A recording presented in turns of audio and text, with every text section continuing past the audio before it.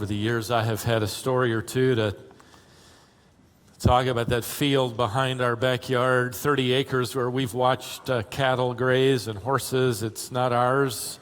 We don't have to mow it, shovel manure. We just enjoy it. And watching horses gallop, well, it's been sold and they're building houses right behind us. Yeah, I felt the same way. Well, one of the disadvantages, though, of that field and having it so close to us, our house backs up right to it, was the proliferation of animals that, especially in the fall and the winter, would try and move in with us. In fact, I was a little late setting traps this fall, which I have to do each fall, and I was in my study at home, and my wife was back in the master bathroom. It was in the evening, and I heard her shriek, "There's a mouse in here!" And I could tell by the way she said it that she didn't want me to look up mouse in the Greek New Testament or work on a sermon, how to minister to mice, but, spring into action. So I set a couple of traps, and it wasn't long before that mouse entered the glory of its final resting place, wherever that may be. It's interesting, this week in my study, I came across an article that reviewed how people handle pests and varmints that want to live with them. It was really interesting. That's what provoked my thinking. This article revealed how researchers have found that people will dish out hard-earned money for exterminators only if the following pests have invaded their homes. I can't imagine whose job it is to research who uses an exterminator, but evidently somebody's doing it. 24% of adults will pay an exterminator to get rid of spiders. 27% of adults will pay to have exterminators come out and kill ants. 56% will pay to get rid of mice. 58% will pay to get rid of roaches. 90% of adults will pay to get rid of what? Cats. You guessed it. Oh, wait. No, I'm sorry. Unfortunately not. Termites. Termites. Now, I gave you that research, not just to be mean once again on all you cat lovers, but to tell you, to me, what is striking is how many people live with these varmints. Half of the people they researched didn't mind spiders and ants, roaches, mice. Even 1 out of 10 were willing, they were okay with termites. And I guess it's no big deal. They're in the garage or whatever. I don't see them. It's nothing to worry about. I found that to be a great illustration of our problem. Not only as human beings, but I can bring that right into the church as Christians, for the believer. I mean, how many Christians are willing to live with something that doesn't belong in the home of our hearts? How many believers will allow spiritual termites, ants, spiders, or whatever, and put up with it? In other words, the question is, what really bothers us enough to take action? To say, I'm going to get up out of my chair and I'm going to deal with it. Let me put it another way. What are you willing to tolerate in your life that which would invade you and trouble you and even eat away at the foundation of your faith? When my wife shrieked, "There's a mouse," she didn't want information, she wanted action. I'm convinced that what the church needs today is not simply more information, but application. Will we arrive at the point where we not only declare the right beliefs, and we're all about that, but where we demonstrate the right behavior? Now, as you know, if you've been with us in our study, the believers to whom the Apostle Peter is writing are living in a corrupt society where Everything's allowed. Move on in. Not a problem, whatever it might be. Everything is tolerated. He's writing a corrupt society where right is wrong and wrong is right. In fact, in the first century, culture was synonymous with corruption. Political, economic, moral corruption. Which meant for the believer, temptation wasn't something simply being offered in behind closed doors where no one could see. It was being bartered and sold and offered freely on Main Street. So how do you handle that kind of culture? How do you handle relentless discouragement or temptation? How do you know what to tolerate and what to exterminate? Let me put it this way. How do you stay clean in a culture that is corrupt?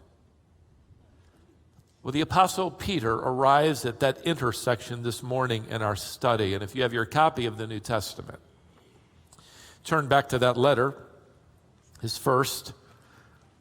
We've just finished Peter's introductory comments in chapter 1. They have been freighted with doctrinal truths. Now we arrive at verse 13, and this is the place where New Testament Bible students identify, this is what they identify as the hinge verse that changes Peter's objective from belief to behavior. So you might somehow circle or draw a line around verses 1 to 12, and that's about belief, and now verse 13 and forward has to do with behavior. And before we dive in, let me quickly tell you that Peter's premise is really pretty simple here. If the Christian is going to stay clean, become clean, stay clean, if he's going to live a holy life in an unholy world, the solution is not isolation, and it isn't more information. It's application. Peter is going to move us to take action. Now, what I want to do as we go through these few verses is study what I'll simply call 6 steps to staying clean. In fact, you could amplify it to read 6 steps to becoming and then staying clean. This isn't for the unbeliever, to clean it up, polish his teeth and clean his nose and put on some nice clothes. This is for the believer who wants to continually become clean and stay that way. And step number 1 is simply this: get a handle on your thought life. Get a handle on your thought life. Notice verse 13. Therefore, stop. That's based upon everything we've learned thus far. Peter is effectively saying how to believe and what to believe. Now he's going to talk about how to behave. Therefore, prepare your mind for action. That verb to prepare is translated more woodenly or literally in the King James Version, which I prefer in this particular translation. It reads, gird up the loins of your mind. Gird up the loins of your mind. By the way, that verb is so rare, it occurs only here in this New Testament text. And to understand it, you got to take Peter's understanding of the Old Testament, because that's what he takes you back to. He takes you back, and we don't have time to turn there, but in the book of Exodus, you have the Passover, which is being established among the Israelite people. They've been in bondage now for 400 years. Following God's command to them through Moses, each household has slain a lamb and applied some of its blood to the doorposts of their mud slave huts.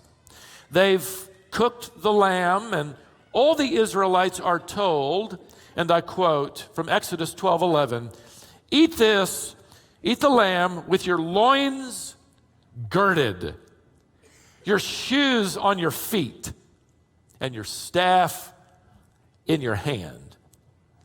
Why? Because you're about to be freed from your old life. For you, your lives have been spared by the blood of an innocent lamb, and you're about to begin a new life with new laws and a new direction and a new future home that's flowing with milk and honey. That's why. So get ready. Gird up your loins. To gird up your loins was a reference to someone in this ancient world to reach down and grab the back of the hem of their garment and pull it up and tuck it into their belt. That would allow them to move unencumbered and freely. It would make movement easier and faster, whether they were farming or even in combat. The last thing a Roman soldier did in the first century before going into battle was tighten his belt and limit the flowing excess of his garments. Now, what Peter does here in this text is transfer that idea of tightening up your clothing to tightening up your thinking. Tighten up, gird up the loins of your mind. That word mind refers to your thought processes. In other words, tighten up your thought processes. Get a grip on what you allow to come into your mind, to invade your mind, to move into the home of your heart. Because what's in your heart is soon going to be evidenced in your life. So tighten it up. Several commentators that I studied paraphrased this phrase. One of them said it this way: tighten up the belt around your mind. It's the idea. Another one, roll up the shirt sleeves of your mind. Another, pull your thoughts together. Whereas my dad used to tell us 4 boys growing up, use your head. We understood what that meant. Think. By the way, Peter is giving us here first and most critical step in doing battle, because the battle you face as a believer takes place primarily between your ears, in your mind. Do battle then with those thoughts that surround you, that want to invade and infest your thinking processes, because they will ultimately move in further. They're coming in through the garage. They're going to be in your living room if you don't watch it. And they will inhibit your ability to fight the fight of faith. They'll encumber your ability to run the race. This is exactly what Paul had in mind when he exhorted the believers in Corinth to destroy every speculation, every clever suggestion that attacks the knowledge of the true God. And he says, take every thought captive to the obedience of Christ. I love one paraphrase of that text: fit every loose thought into the structure of a life shaped by Christ. If you want to be clean in the midst of an unclean culture, tighten up your thinking. What are you doing? What are you allowing?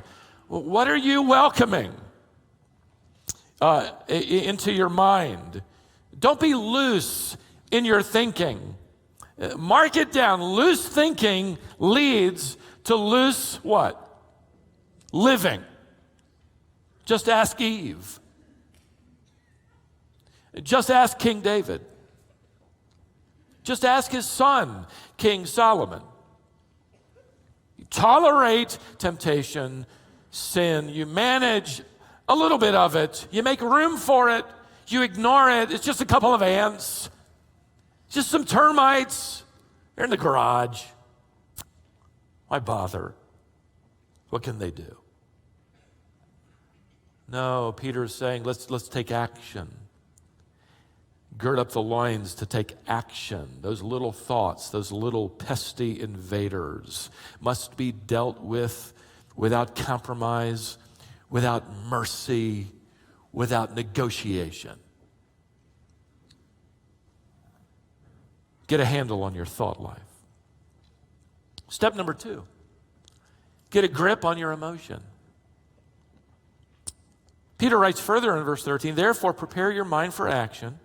Now notice, keep sober in spirit. Now the words in spirit are italicized, at least in my translation, because they're not a part of the original text, but added to provide a clarification. Peter isn't talking here about being sober in contrast to being drunk or intoxicated. He's talking metaphorically about being emotionally self-controlled as opposed to emotionally distorted, out of control. The word sober here could be rendered steady, calm, controlled. It can refer to someone who is carefully weighing matters at hand. In fact, one author renders this command to stay level-headed. Now keep in mind, the original audience, Peter's writing in the first century, they had every reason to panic. They had every reason to stay up at night, to overreact at every news release from Rome about what the emperor just did or what the state just decreed against Christianity. And Peter says, stay sober. Don't start staggering around out of control and lose your balance. Yes, and he admits it in this letter. And he writes to them, these are indeed mind-reeling days. These are mind-numbing days. Just don't get carried away. Don't come unhinged by trouble. Don't lose your emotional level-headedness, your stability in the face of hostility or troubling circumstances or even insecure seasons.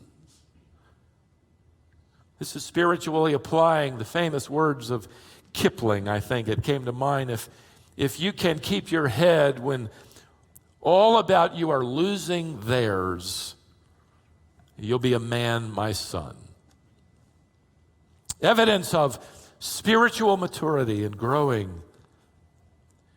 Evidence of being clean and growing in purity is getting a grip on the excesses of runaway, unbridled passions. Get a handle on your thought life. Number 2, get a grip on your emotions. Step number 3, get focused on the future. Verse 13 again, the middle part. Fix your hope completely on the grace to be brought to you at the revelation of Jesus Christ. Fix your hope. We would say it this way. Pin your hopes on that. Pin your hope on the coming of the Lord Jesus. He's coming. You could understand this verse to read somewhat literally like this, because this is the primary verb in this text. You could understand it to say something like this. While you have girded up your minds, and you are currently getting a grip on your emotions, pin your hope on your future with Christ. Now, fixing your hope on Him is an act of the will. It isn't an emotional feeling. It is choosing to live with the expectation of His certain return. It is choosing to live in light of the coming glory. He calls it grace here. That's sort of a summary word for salvation. The ultimate and final salvation, that is, we are going to be saved ultimately from even the presence of sin. Live in that sense. In a very real sense, then, a Christian lives in the future tense. You live in the future tense. Doesn't mean you ignore the present tense, but you're all about the future. In contrast to the world of unbelievers who only live in the present. Hey, what I got to get, I got to get. I'm living for now, here and now, man. I got to get all I can in the present. Don't talk to me about tomorrow. I'm not going to think about yesterday. It's here and now for today. Get all you can while you can. Not the believer. For the believer, Peter reminds us, what excites us most isn't what happened yesterday or even what's happening today. Oh, this is great. What's going to happen tomorrow? What could happen at the revelation when we see Jesus face to face. One author wrote it this way: we live in the future tense, and our present actions and decisions are governed in light of that future life with Jesus Christ. If you're married, let me illustrate it this way. You may well remember. Some of you have been married too long to remember this, but it's fading on me. But I can remember that as soon as I got engaged, all of my thoughts and my actions and plans had to do with my future life with my bride. Everything was interpreted in light of that fact. I mean, I treated money differently, for one thing. And you as fathers treat money differently too when your daughter's going to get married, right? I treated it differently. I began saving it. As a college student, I didn't save money. Whatever loose money there was lying around went into food, more food, as much food as I could get. But after I got engaged, when I was finally able to talk Marcia into marrying me, and that's the truth, because when I proposed, she responded with, "I don't know." And I gave her 10 points that came to mind, and she finally agreed. Don't ask her, by the way. You'll get a different story. I began to save money. In fact, as a senior in college, we were in the same graduating class. One weekend, I worked on a man's property all day long. And it came time to pay me. And I said, look, instead of paying me cash, would you pay me with that table and those 4 chairs that I've seen in your storage, a little shed out back covered with dust? Would you pay me by giving me that? And he was dumbfounded, but thrilled. And he did. He paid me. Now, why in the world would I work all day for a table and chairs that did not fit in my dorm room for 6 months? Because after graduation, I was getting married. And we would need chairs and a kitchen table, somewhere for me to sit while my wife fed me. Experiments. And they were all delicious, by the way. I'm thinking about my future. All right. And by the way, while Marcia was waiting, she'd begun gathering and purchasing, and she didn't come from a wealthy home either, and carefully purchasing items and putting them in this hand-me-down beautiful cedar hope chest. Hope chest. What an appropriate name. She wasn't hoping that we'd get married. In light of the expectation of being married, she was preparing for marriage. That's the point. You want to stay clean in a corrupt culture? Don't get bogged down in the past. The enemy would love for you to stay there. Don't become too over-enamored with the present. He would delight in that, to our ruin as well. Get our focus fixed on the coming, Revelation 19, verse 9, marriage supper of the Lamb, where we, his bride, will unite with him face to face. See, in light of that, we live holy lives. See, I think John and Peter must have talked about this. It's interesting that the Spirit of God inspired both of them to say similar things. In fact, John put it this way: and we know that when he appears, we will be like him, for we'll see him just as he is. And everyone who has this hope purifies himself. That's the connection. Staying clean today has a lot to do with where we plan to be tomorrow. Maybe today. So get a grip on your emotions. Get focused on the future. Get a handle on your thought life. Step number 4, get rid of old habits. Get rid of old habits. Verse 14. As obedient children, do not be conformed to the former lusts which were yours in your ignorance.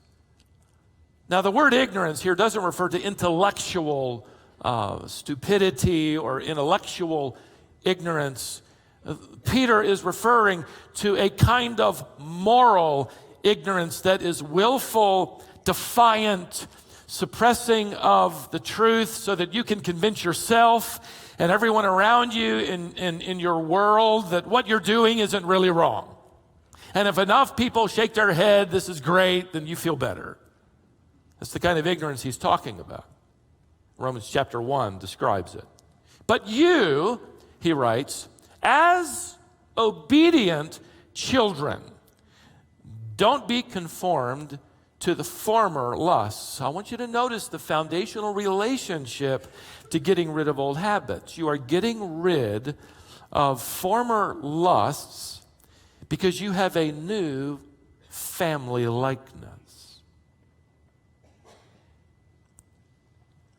I wonder how many of you grew up with brothers and or sisters, or both. Raise your hands. Look around at all the happy childhoods represented. How many of you are parents of more than one child? Yes. And isn't it amazing that you grew up with those brothers and you grew up with those sisters, and now you're parenting more than one child, and they are all so completely different. We have twin sons that are turning 31. I know I don't look it. 31. Born at the same time, entirely different. I grew up with 3 brothers. We had the same mother, same father, lived in the same house, ate the same food, went to the same church, went to the same schools, even wore the same clothing as we handed it down as missionary kids, played in the same neighborhood. But were we ever different? We had different traits, different personalities. Some of them were disobedient. Some of us were obedient. I, in fact, remember my mother, we didn't have much money, and I can remember, we didn't know it, by the way, probably like a lot of you. But we had this traditional birthday gift. She would bake or make whatever our favorite dessert was on our birthday.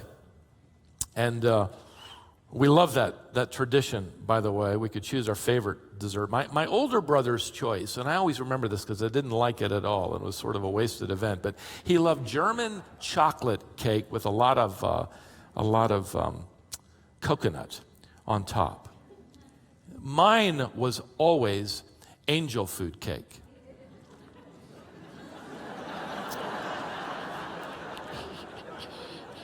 Which fit my personality.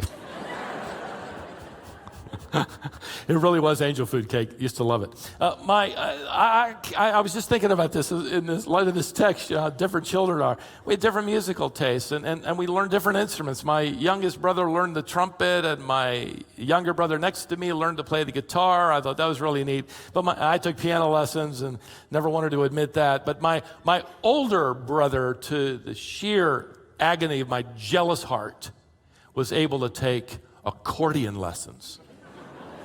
I mean, what a future he had in that. I mean, I was so jealous.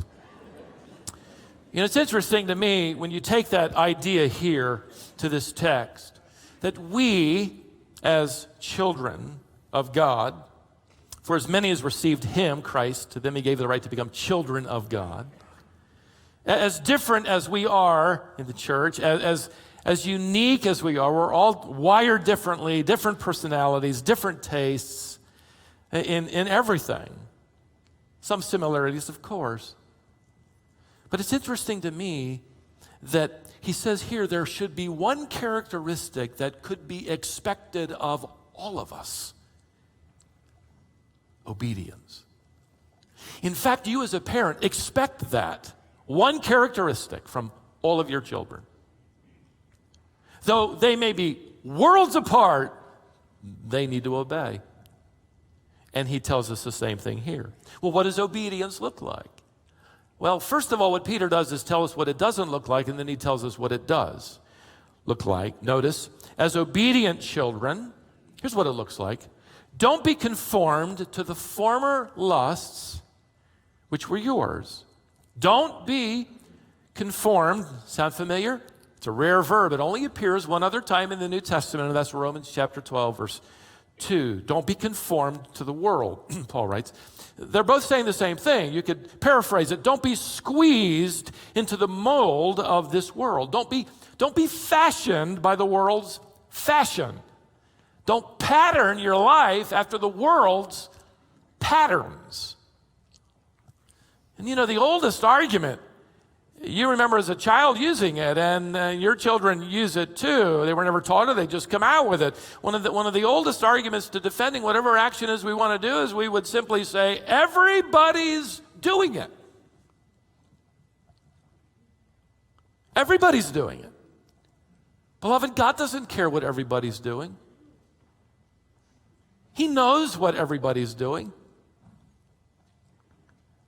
And he, through Peter, is commanding us to fight against that undertow of the majority that wants to pull us out to see.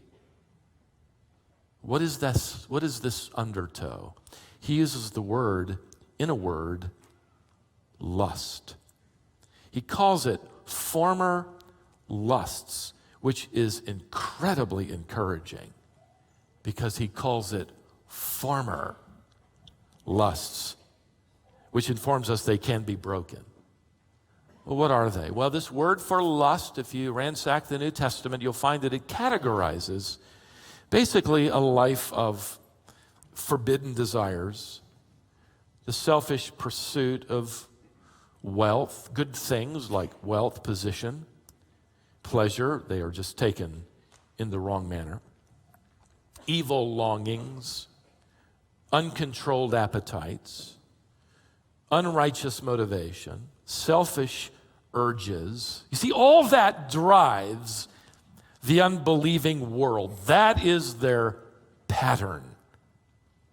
Which is why, and you've probably noticed it, when anybody does something different than that pattern, whether they're a believer or not, everybody takes note. Wow, did you see that? That's unique. That's different. When somebody does something selfless, it can hit the newsstands. Came across this one article in a newspaper in Chicago about two newlyweds who lost all their money. This couple had left a black zippered case the size of a personal calendar or iPad on the roof of their car as they sped away from their wedding reception to begin their honeymoon. Off to a great start. The case had all of their wedding cash gifts in it, $12,000. When they reached their destination, it was gone. They realized what they had done. The newspaper ran the story. 2 days later, the newspaper followed it up. Evidently, a young Asian man named David Yi, an unemployed resident of a neighborhood through which they had driven, had found this black case, which held $12,000 worth of cash. And in spite of the fact he was unemployed, he had his own mounting bills. He tracked down the couple and gave it back to them. And I read this. After this hit the newsstands, David was inundated with job offers. And why not? Employee theft is costing corporations billions of dollars every year. There's an honest man. I got to hire him.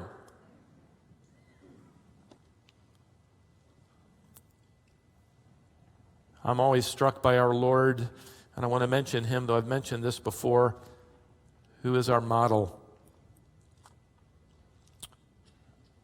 As a carpenter, more than likely apprenticed to his adoptive father, one of his chief tasks would have been to carve plows. And he no doubt worked as a young boy and into his early adulthood, probably 15, 16 years alongside Joseph, sweating over planks of wood, sanding and shaping and fastening. And it always intrigues me when I read the record of his humility in Philippians 2. Because as he aged, as he became aware of his ability and divine power, certainly into his adulthood, he could have waited till his dad went around the corner or when nobody was looking. I mean, why sweat it out? And he could have, done the proverbial twinkle of his nose or snapped his finger and poof, there it is.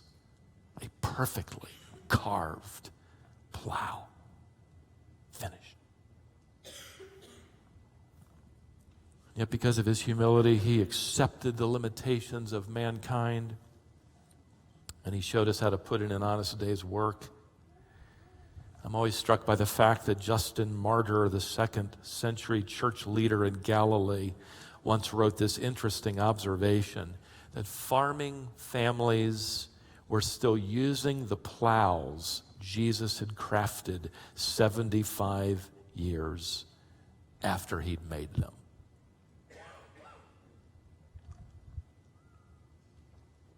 What a model for a work ethic. What a contrast to the world that says, I'm going to make a deal, I'm going to make it quick, and I'm going to give you the least amount of effort I can give you. In fact, if I can fake you out and still get your money, am I clever or what? Perhaps the first step to becoming clean and staying clean for you and for me this week will be to put in an honest day's work and choose excellence as our work ethic. Get a handle on your thought life, get a grip on your emotions, get focused on the future, get rid of old habits. Step number 5 and step number 6 are for next Lord's Day. Lord willing. As you pack your things away, let me say just a couple more things. I received a letter at our Wisdom for the Heart studio.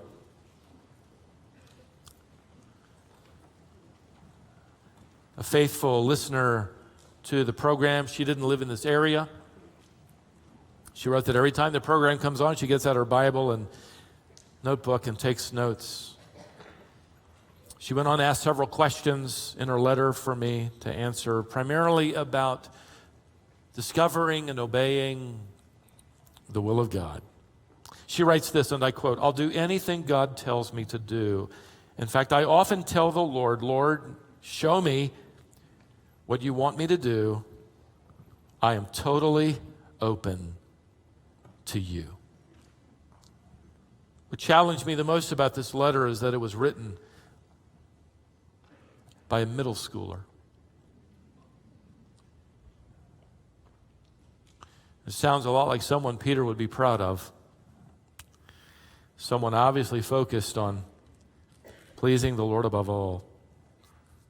Someone who's pretty passionate about not allowing those spiritual termites to move in where they don't belong and eat away and work away at the foundation of your testimony.